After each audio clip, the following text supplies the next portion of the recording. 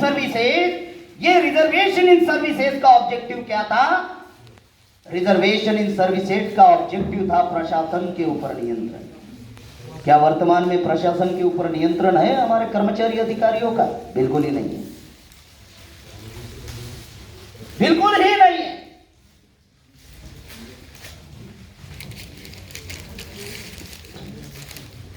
आज समस्या यह निर्माण हुई, इन मनुवादी ब्राह्मणवादी लोगों ने व्यवस्था इस प्रकार से बनाई कि हमारा आदमी मेरिट में आता है, फिर भी मेरिट वाला गुलाम बना हुआ है। उनको अब साधारण पढ़ा लिखा नहीं, मेरिट वाला गुलाम चाहिए। नेता भी कौन सा चाहिए? जो ज्यादा बदमाश हो, जो ज्यादा नालायक हो, जो गुंडा हो, जो मवाली हो, वो नेता चाहिए। अब दो कैटेगरी उन्होंने रखी है, एक तो मेरिट वाला गुलाम चाहिए और दूसरा बदमाश नेता चाहिए। तो रिजर्वेशन इन सर्विसेज का ऑब्जेक्टिव था प्रशासन के ऊपर नियंत्रण। जब हमारे लोग IAS, IPS, IFS, IRS अधिकारी बनेंगे, चीफ सेक्रेटरी बनेंगे, तो बाबा साहब अम्बेडकर ने सोचा था कि प्रशासन के ऊपर ये नियंत्रण करेंगे और सेंट्रल में जो पॉलिसी बनती है वो पॉलिसी प्लानिंग मेकिंग के लोग होते हैं, तो उस प्लान को सही तरीके से ये अमल करेंगे तो निश्चित रूप से समाज का उद्धार होगा, विकास होगा, कल्याण होगा। आज परिस्थिति ऐसी है कि हमारे समाज के ऊपर अन्याय अत्याचार होता है तो साधी FIR तक नहीं हुई। हाथरस में घटना हुई, FIR भी नहीं हुई थी। जब समाज का प्रेशर आया और जब आंदोलन शुरू हुआ तब जाकर FIR।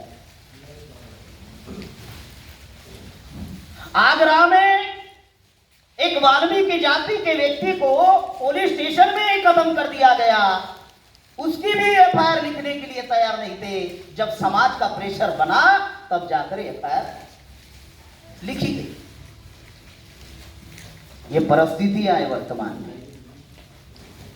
तीसरा जो मामला था रिजर्वेशन इन पॉलिटिक्स, इसका भी ऑब्जेक्टिव था, इसका ऑब्जेक्टिव था सत्ता के ऊपर नियंत्रण।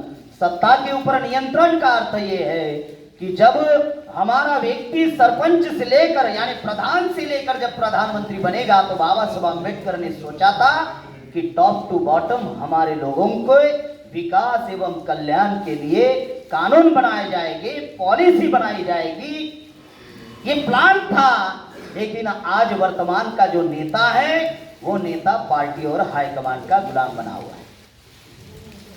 रिजर्वेशन मिला आंदोलन की वजह से, महापुरुषों के त्याग और समर्पण की वजह से। उसके ऑब्जेक्टिव थे, ये ऑब्जेक्टिव थे रिजर्वेशन इन एजुकेशन का ऑब्जेक्टिव समाज के ऊपर नियंत्रण, रिजर्वेशन इन सर्विसेज का ऑब्जेक्टिव था प्रशासन के ऊपर नियंत्रण, रिजर्वेशन इन पॉलिटिक्स का ऑब्जेक्टिव था सत्ता के ऊपर नियंत्रण।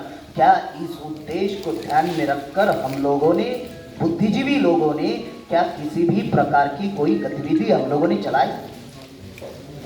बिल्कुल ही नहीं चलाई। साथियों, अब रिजर्वेशन को लेकर एक बात समाज में बताई जाती है कि 50% से ज्यादा रिजर्वेशन नहीं दिया जा सकता और सुप्रीम कोर्ट का हवाला दिया जाता है। 16 नवंबर 1992 में इंदिरा साहनी वर्सेस भारत सरकार का जब मामला आया, इंदिरा साहनी ये महिला नहीं है, पुरुष है। जब केस आया तो ओबीसी के विरोध में सुप्रीम कोर्ट ने 4 जजमेंट दिए। उसमें पहला जजमेंट था 52% ओबीसी को 52% नहीं मिलेगा, बल्कि 52% ओबीसी को 27% मिलेगा। ये पहला जजमेंट। दूसरा जजमेंट था जिनको 27% मिलेगा उनको क्रिमिलियर लागू होगा। तीसरा जजमेंट था कि ओबीसी को रिजर्वेशन इन प्रमोशन नहीं होगा। चौथा जजमेंट था कि ओबीसी की जो मंडल आयोग ने 3743 जातियां ढूंढकर लाई, उनमें से 1998 जाति को ओबीसी माना जाएगा और 1745 जाति को ओबीसी माना नहीं जाएगा। और इसका वो हवाला देते रहते हैं कि सुप्रीम कोर्ट कहता है कि 50% से ज्यादा रिजर्वेशन नहीं दिया जा सकता। अब 52% ओबीसी को 27% रिजर्वेशन का जो मामला है, इस रेफरेंस में आपको एक बात बताना चाहता हूं कि 52 लोग भारत में रह रहे हैं और 27 लोगों के लिए शिक्षा मिलेगी, नौकरी मिलेगी, खाना मिलेगा, और 27 लोगों को कहा, 52 लोगों को कहा कि 27 में आप लोगों को मैनेज करना होगा। दूसरा जो निर्णय था वो क्रिमिलियर को लेकर निर्णय था। अब क्रिमिलियर क्या है?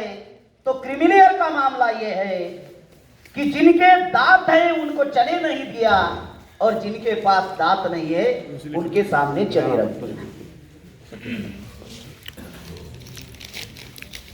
रिजर्वेशन इन प्रमोशन ओबीसी को नहीं होगा। अब रिजर्वेशन इन प्रमोशन का मामला, एससी एसटी और ओबीसी का लड़का एक ही क्लास में, तीनों लोग पढ़ रहे थे, दोस्त थे, ग्रेजुएट हुए, नौकरी के लिए अप्लाई किए, तीनों भी एक ही पोस्ट पर नौकरी पर लगे। सुप्रीम कोर्ट ने रोक लगा दी, ओबीसी को रिजर्वेशन इन प्रमोशन नहीं होगा। एससी एसटी का रिजर्वेशन इन प्रमोशन से आगे निकल गया। ओबीसी के कान में बताया, देखो मैंने बोला था ना कि संविधान आपके समर्थन में नहीं है, उनके लिए बाबा साहब अम्बेडकर ने आपके लिए कोई अधिकार नहीं लिखे, वो एससी एसटी के लिए लिखे। इस वजह से ओबीसी के मन में द्वेष निर्माण हुआ, पूर्वाग्रह निर्माण हुआ, जो अभी तक नहीं निकला। और मंडल आयोग ने जो 3743 जातियां ढूंढकर लाई थी, उनमें से सिर्फ 1998 जाति को ओबीसी माना, 1745 जाति को ओबीसी नहीं माना। इस वजह से सत्यानाश ये हुआ कि आज महाराष्ट्र का मराठा, आज गुजरात का पटेल, राजस्थान का गुजर, हरियाणा का जाट और आज बिहार का मल्ला आज रिजर्वेशन के लिए लड़ाई लड़ रहे हैं, झगड़ रहे हैं। जो रिजर्वेशन के लिए, प्रतिनिधित्व के लिए लड़ाई लड़ रहे हैं, झगड़ रहे हैं, मोर्चे निकाल रहे हैं, आंदोलन निकाल रहे हैं, उनको रिजर्वेशन नहीं मिला। जिन ब्राह्मणों ने एक लकड़ी भी नहीं उठाई, 10% उनको दे दिया। जिन्होंने एक लकड़ी भी नहीं उठाई, उनको 10% दे दिया। इस बात को हम लोगों को ध्यान में रखना बहुत जरूरी है। इसलिए साथियों, ये जो रिजर्वेशन का जो मामला है, ये प्रतिनिधित्व का मामला है, और जो प्रतिनिधित्व का जो मामला है, ये प्रतिनिधित्व जो है, ये लोकतंत्र का प्राण तत्व है। इतना गंभीर मामला है कि अगर मान लीजिए, अगर 100% रिजर्वेशन अगर अमल में आता है तो निश्चित रूप से क्या होगा, निश्चित रूप से क्या होगा, तो जिसकी जितनी संख्या उसकी उतनी हिस्सेदारी। तो इससे क्या होगा कि जो एवरी डेमोक्रेटिक इंस्टीट्यूट है, वो एवरी डेमोक्रेटिक इंस्टीट्यूट में SC ST OBC and minority को संख्या के अनुपात में प्रतिनिधित्व मिलेगा। तो निश्चित रूप से ये वाद विवाद खत्म होगा, और जो बैकलॉग है वो सारा बैकलॉग जो है हम लोग फुलफिल कर सकते हैं, भर सकते हैं, और हमारी समाज का कल्याण एवं विकास हो सकता है। ये बात जो है दुश्मन जानता है, ये बात तो दुश्मन जानता है। इसलिए वो क्या करता है कि ये जो रिजर्वेशन जो है, ये गवर्नमेंट सेक्टर में है, प्राइवेट सेक्टर में रिजर्वेशन नहीं है, गवर्नमेंट सेक्टर में रिजर्वेशन है। उसी गवर्नमेंट सेक्टर का आज वर्तमान में प्राइवेटाइजेशन कर रहे हैं। दुश्मन ने सोचा, दुश्मन ने क्या सोचा, रिजर्वेशन तो गवर्नमेंट सेक्टर में है, वो तो झक मार के लागू करना पड़ेगा। तो उन्होंने उसी गवर्नमेंट सेक्टर का प्राइवेट में रूपांतरित किया। आज एवरी डेमोक्रेटिक इंस्टीट्यूट प्राइवेट हो रही है, एसटी महामंडल प्राइवेट हो गई। महाराष्ट्र में अभी भी आंदोलन चल रहा है, महाराष्ट्र की एसटी महामंडल की बसेस बंद है, बच्चे परेशान हैं, लोग परेशान हैं, एयरपोर्ट बेच दिए, रेलवे स्टेशन बेच दिए। पहले 5 रुपये 10 रुपये प्लेटफॉर्म टिकट था, अब 50 रुपये प्लेटफॉर्म टिकट है। हम फुल टाइमर है वामसेप के, पूर्णकालीन प्रचारक होने की वजह से देश भर घूमना पड़ता है, तो भूख लगी तो पता चलता है कि गाड़ी कहाँ कौन से स्टेशन पर कितने बजे पहुंचने वाली है। तो हम लोग हमारे कार्यकर्ता को बोलते थे कि भाई टिफिन लेकर आना। आज परिस्थिति ऐसी हुई कि 50% 50 रुपए प्लेटफॉर्म टिकट बनाई गई, वो भी 10 बार सोचता है साला टिफिन लेकर जाए तो 50 रुपए की टिकट निकालनी पड़ती है। परिस्थितियां ध्यान में रखिए। तो इसीलिए अगर गवर्नमेंट सेक्टर में रिजर्वेशन है, रिजर्वेशन जो है, प्रतिनिधित्व जो है, ये लोकतंत्र का प्राण तत्व है, ये लोकतांत्रिक व्यवस्था से जुड़ा हुआ मामला है। हमारे समाज को लोकतांत्रिक व्यवस्था से दूर रखने के लिए उसी गवर्नमेंट सेक्टर का आज प्राइवेट में रूपांतरित किया जा रहा है। अब जो कर्मचारी है, उन कर्मचारियों को एक बात समझना बहुत जरूरी है। समय शायद 8:30 बजे तक है, लेकिन बहुत ही एक महत्वपूर्ण बिंदु है जिसके ऊपर बताना आप लोगों को बहुत जरूरी है। साथियों, ये जो समस्या है, ये समस्या का समाधान करने के लिए अलग अलग ट्रेड यूनियन है। ये ट्रेड यूनियन जो कंसेप्ट है, ये जो कर्मचारी जो है, मजदूर जो है, कामगार जो है, उसकी समस्या का समाधान के लिए जो बनाए गए करीबन 27 कानून थे, वो 27 कानून खत्म किए गए। अब ये जो समस्या का समाधान के लिए कर्मचारियों ने जो अपने डिपार्टमेंट में जो संगठन बनाए हैं, या जो कर्मचारी अलग अलग ट्रेड यूनियन में जो जुड़े हुए हैं, आज जितने भी समाज में ट्रेड यूनियन कार्यरत है, चाहे वो C2 हो, इंटक हो, आईटक हो,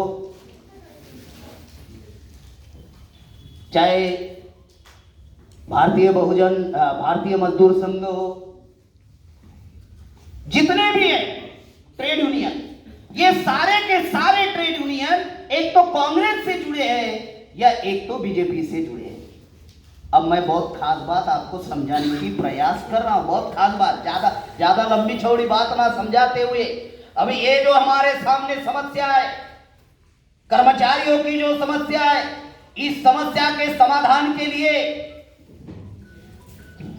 डिपार्टमेंटली संगठन है, इस समस्या के समाधान के लिए अलग अलग ट्रेड यूनियन है, और जितने भी ट्रेड यूनियन हैं वो सारे के सारे ट्रेड यूनियन एक तो कांग्रेस से जुड़े हैं या एक तो बीजेपी से जुड़े हैं, और जितने भी ट्रेड यूनियन हैं ये सारे ट्रेड यूनियन के प्रेसिडेंट ब्राह्मण हैं।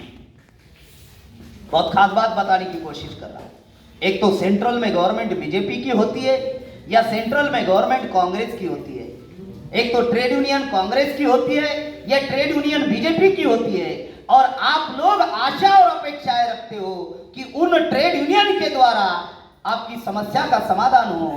तो वो जिनकी ट्रेड यूनियन है, जिनसे कनेक्टिविटी है, उनकी पॉलिसी के विरोध में जाकर आपका समाधान करेंगे, हैं?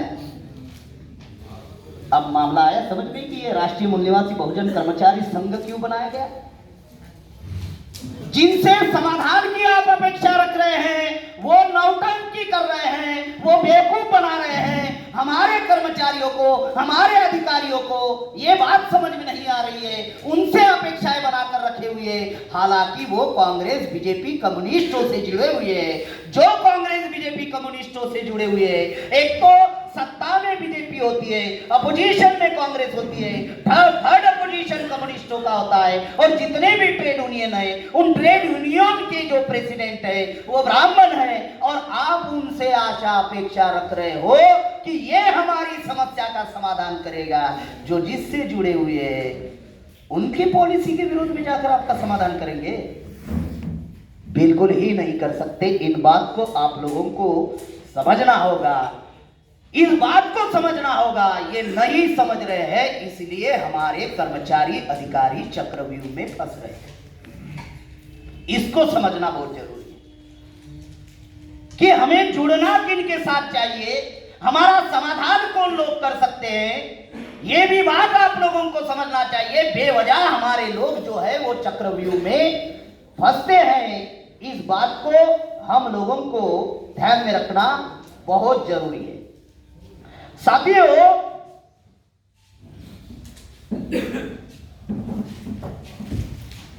जो बात आप लोगों को बताई जा रही है,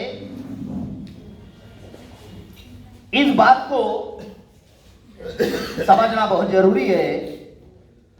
अब जो समस्याएं हमारे सामने आ रही है और मैंने ये बात आप लोगों को बताई, अब इसका समाधान हम लोग कैसे कर सकते हैं? अगर एवरी डेमोक्रेटिक इंस्टीट्यूट अगर प्राइवेट हो रही है तो निश्चित रूप से कर्मचारियों को लगता है कि ये हमारी समाज समस्या है, लेकिन समाज को नहीं लगता ये हमारी समस्या है। बहुत खास बात बता रहा हूं। कर्मचारियों को लगता है ये हमारी समस्या है, लेकिन समाज में जो मास है उन मास को नहीं लगता कि ये मेरी समस्या है। जैसे रेलवे बेची गई तो जो रेल डिपार्टमेंट में कर्मचारी नहीं है वो क्या सोचता है, मेरी थोड़ी समस्या है, ये तो रेल कर्मचारी की समस्या है। अब मेडिकल का प्राइवेटाइजेशन हो रहा है तो जो मेडिकल में कर्मचारी नहीं है वो क्या सोचता है, ये मेरी थोड़ी समस्या है, वो तो डॉक्टरों की समस्या है। मामला समझ में आ रहा है? अब जो साधारण आदमी है, जिसका ना रेलवे में है, ना एयरपोर्ट में है, ना मेडिकल में है, ना किसी डिपार्टमेंट में, वो क्या सोचता है, मेरा तो नहीं, इधर खेती करना है, साला मुझे ही रोज मजूरी नहीं मिल रही है, मैं किसके जिंदाबाद मुर्दाबाद में जाऊंगा, और जाऊंगा तो मेरा क्या फायदा होगा।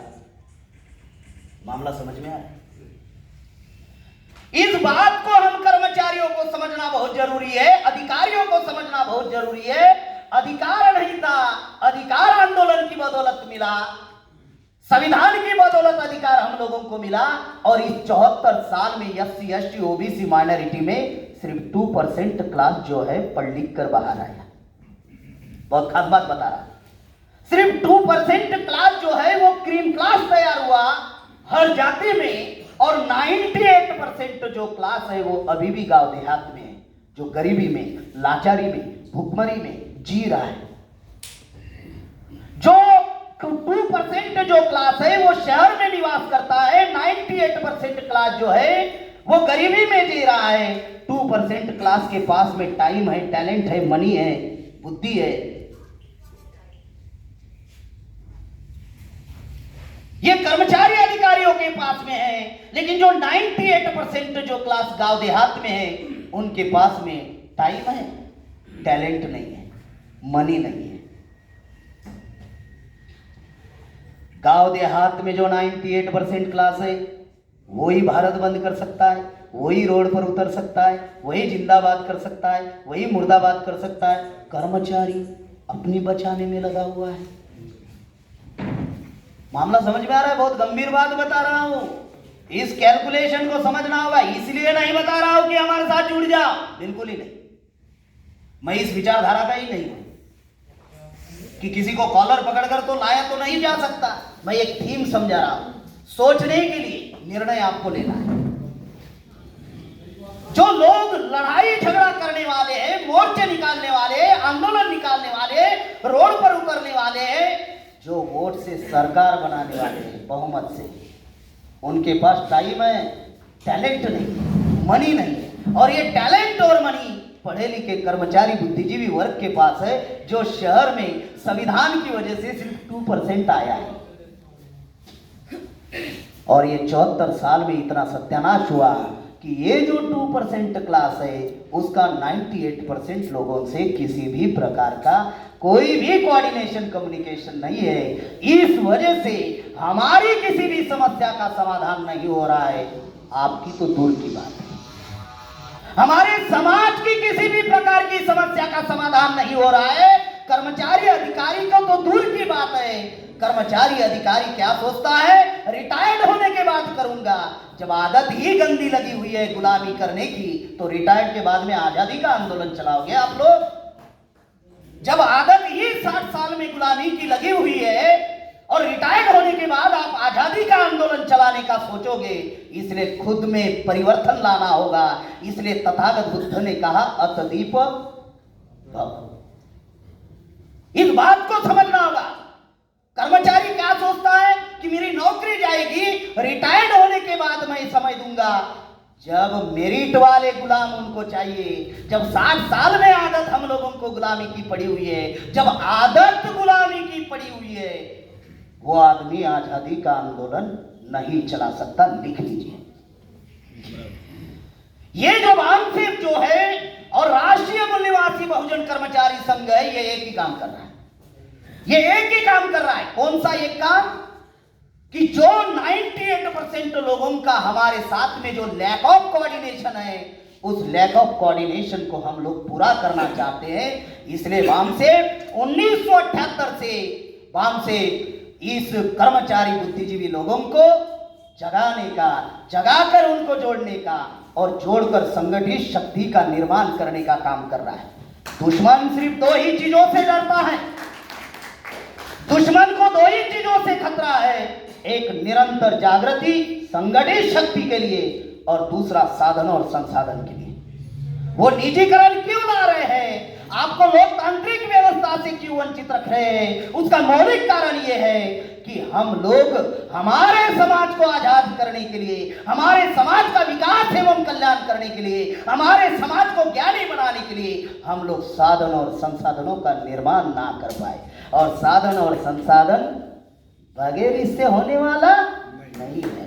नौकरी रहेगी, नौकरी रहेगी तो हम लोग ठोक पीट करके साला 5% तो भी ले लेंगे। दो भाई, एक बार जाएंगे भगा दोगे आप, दूसरी बार जाएंगे और भगा दोगे, तीसरी बार जाओगे और भगा दोगे, चौथी बार सोचेंगे बड़े बेशर्म है साला, बार बार भगा रहा हूं फिर भी आ रहे हैं, चलो इस बार दे देते हैं। मामला समझ में आ रहा है?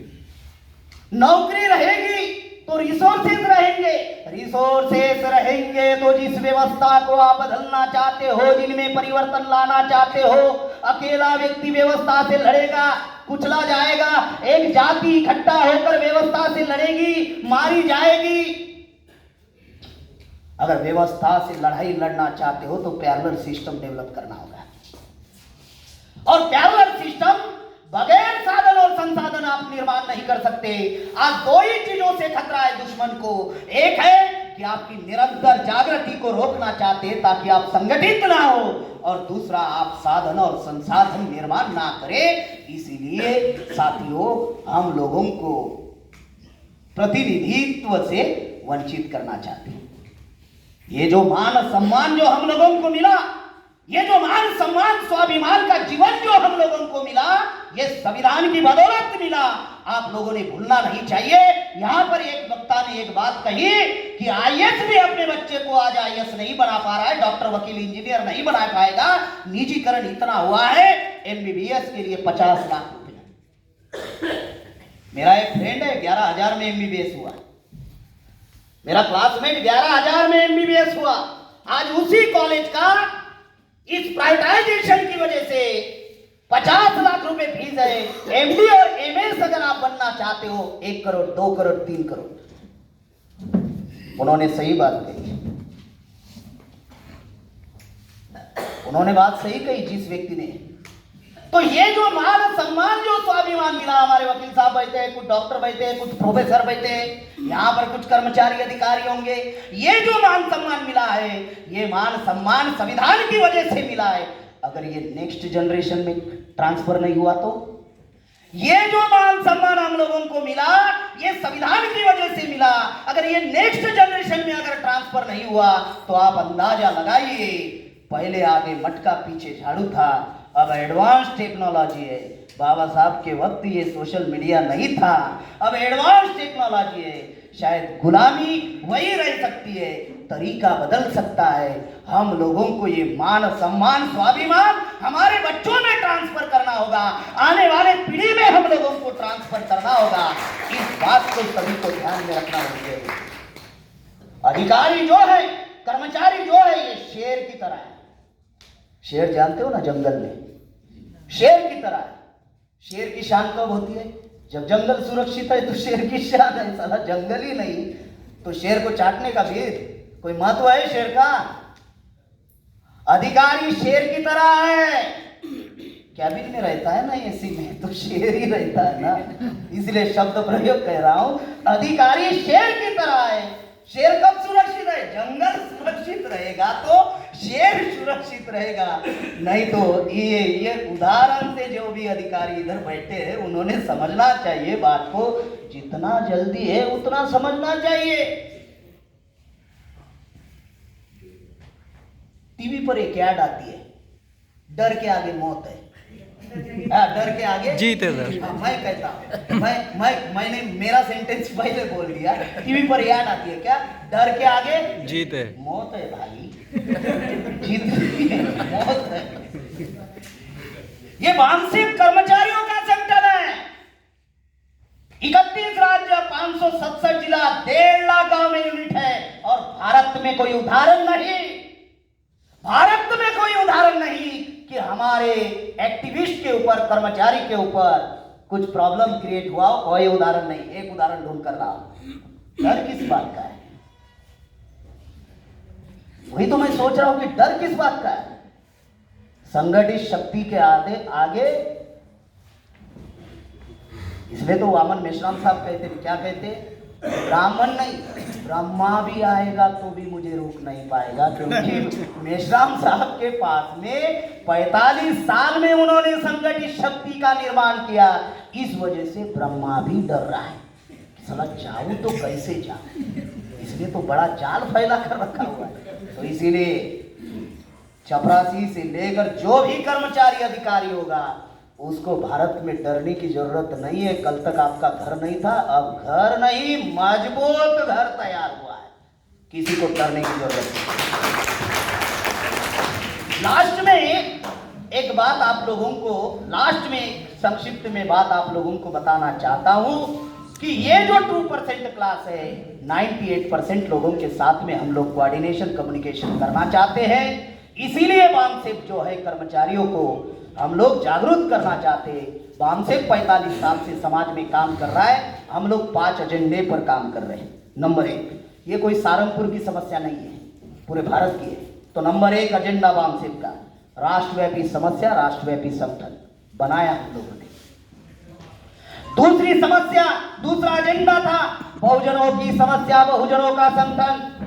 नेता भी बहुजन होना चाहिए, काम करने वाले भी बहुजन होना चाहिए। सिर्फ नाम का बहुजन होने से नहीं चलेगा, साला नाम बहुजनों का और काम दुश्मनों का, तो आजादी कैसे मिलेगी?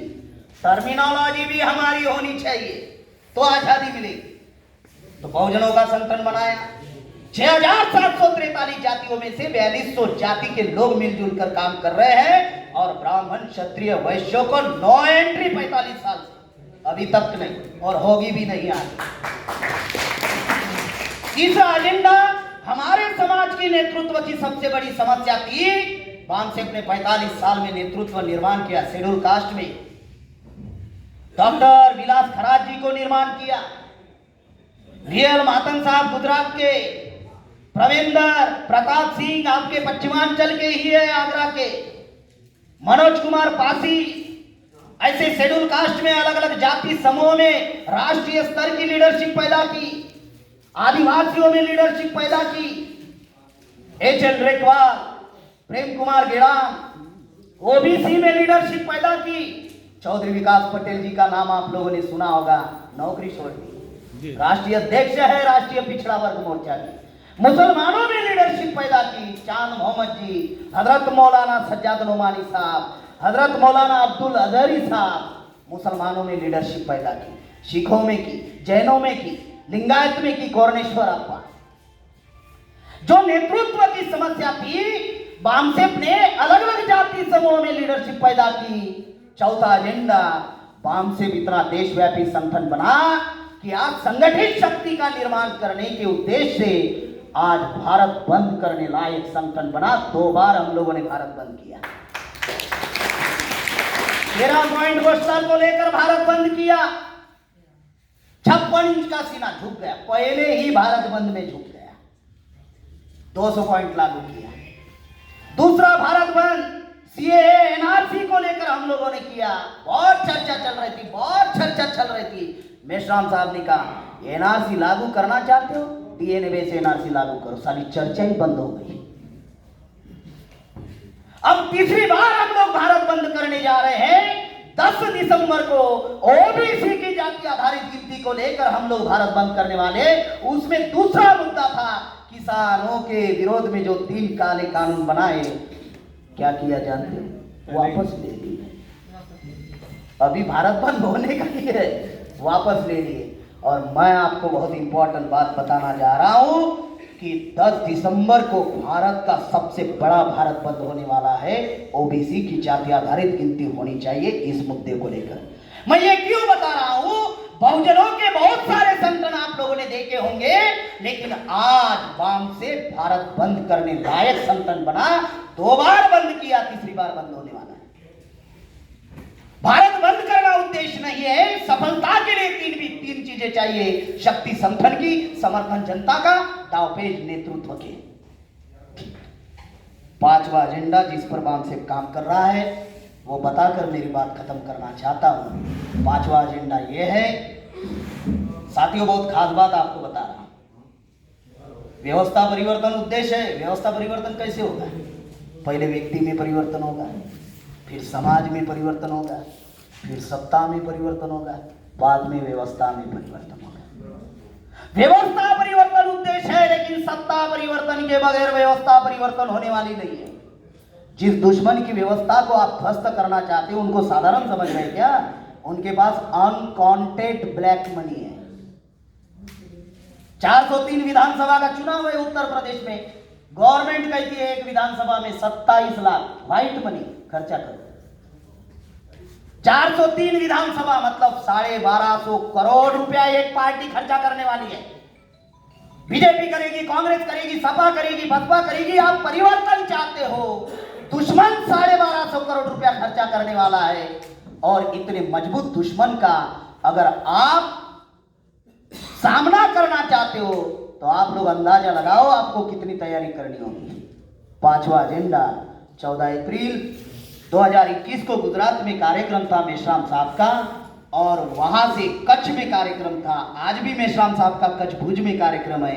लेकिन 14 अप्रैल 2021 में इसी साल मेश्राम साहब ने भारत के तमाम बहुजनों को मैसेज दिया, और वो क्या मैसेज था कि मानवर काशीराम साहब ने सेमीफाइनल किया, अब वाम से फाइनल करेगा।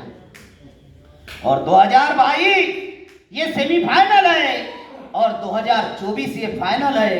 अगर दुश्मन को अगर कमर तोड़नी है, दुश्मन को कमजोर करना है, तो निश्चित रूप से साथियों हम लोगों को दुश्मन को उत्तर प्रदेश में सबक सिखानी होगी।